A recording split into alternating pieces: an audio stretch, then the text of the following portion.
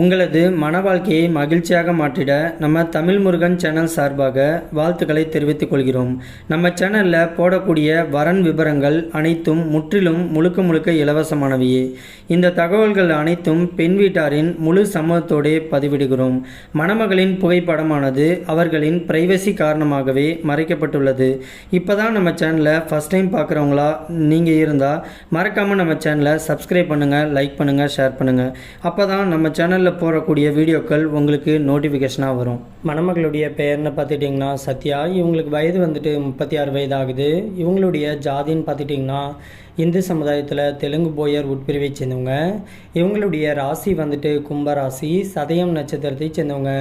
இவங்களுடைய கல்வி தகுதின்னு பார்த்துட்டிங்கன்னா +2 வரைக்கும் படித்து முடிச்சுட்டு ஒரு ஜுவல்லரி ஷாப்பில் மாதம் 22,000 ரூபாய் சம்பளத்துக்கு வேலைக்கு போயிட்டு இருக்கிறதாகவும் சொல்லியிருக்கிறாங்க.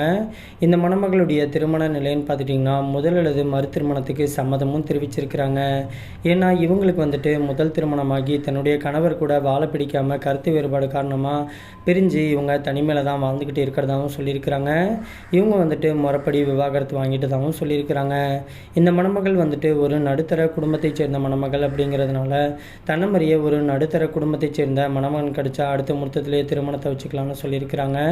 இந்த மணமகள் வந்துட்டு இன்றைக்கி படிச்சுட்டு நல்ல ஒரு வேலையில் இருக்கிறதுனால தன்னமறியே ஒரு நல்ல வேலையில் இருக்கக்கூடிய மாத சம்பளம் வாங்கக்கூடிய ஒரு நல்ல துணை தேவை அப்படின்னு கேட்டிருக்கிறாங்க.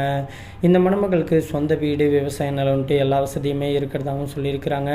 இந்த மணமகள் வந்துட்டு கோயம்புத்தூர் பகுதியில் தான் வசிச்சுக்கிட்டு இருக்கிறதாகவும் சொல்லியிருக்கிறாங்க. இந்த மணமகளுக்கு ஜாதி வயதை பற்றிலாம் எந்த ஒரு தடையும் கிடையாதுன்னு சொல்லியிருக்கிறாங்க.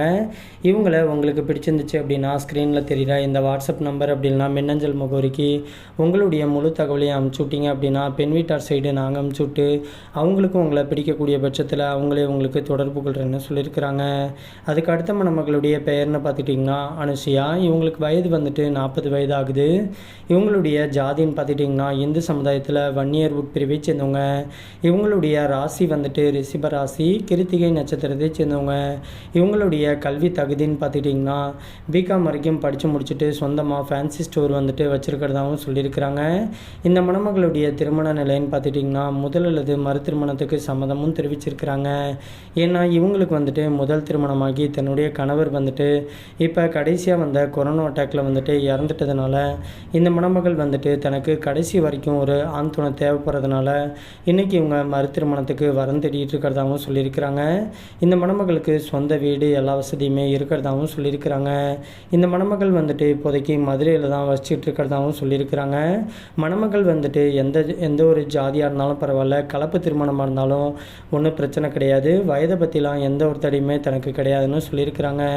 இந்த மணமகள் வந்துட்டு இன்றைக்கி சொந்தமாக ஃபேன்சி ஸ்டோர் கடை வச்சுருக்கிறதுனால தனக்கு வரக்கூடிய கணவர் வந்துட்டு வேலைக்கு போகணுங்கிற அவசியமே கிடையாது. தன்னுடைய கடையை பார்த்துக்கிட்டு தன்னுடைய குடும்பத்தை பார்த்துக்கிட்டு தான் கூட கடைசி வரைக்கும் ஒரு அன்பாக இருந்து தன்னை சந்தோஷமாக பார்த்துக்கக்கூடிய ஒரு நல்ல துணை கிடைச்சா அடுத்த முகூர்த்தத்திலே திருமணத்தை வச்சுக்கலான்னு சொல்லியிருக்கிறாங்க. இந்த மணமகளை உங்களுக்கு பிடிச்சிருந்துச்சு அப்படின்னா ஸ்க்ரீனில் தெரியுற இந்த வாட்ஸ்அப் நம்பர் அப்படின்னா மின்னஞ்சல் முகவரிக்கு உங்களுடைய முழு தகவலையும் அனுப்பிச்சு விட்டீங்க அப்படின்னா பெண் வீட்டார் சைடு நாங்கள் அனுப்பிச்சு விட்டு அவங்களுக்கு உங்களை பிடிக்கக்கூடிய பட்சத்தில் அவங்களே உங்களுக்கு தொடர்பு கொள்கிறேன்னு சொல்லியிருக்கிறாங்க.